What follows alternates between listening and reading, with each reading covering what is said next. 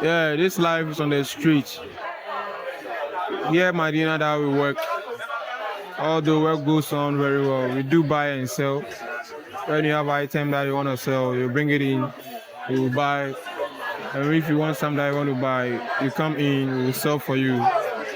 Actually, problem used to happen because we that we sell at the roadside, sometimes people think that we are bad because of the way we have arranged our stuff and how our outfits look like. But not all of us that are bad.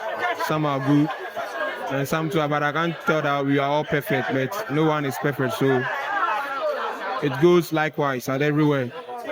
But life is good. On the street, life is normal. When you come on the street and you are hard and quiet, yeah, you will survive. Because the wicked survive. That's the street code. The wicked survive. So that's why we're on the street.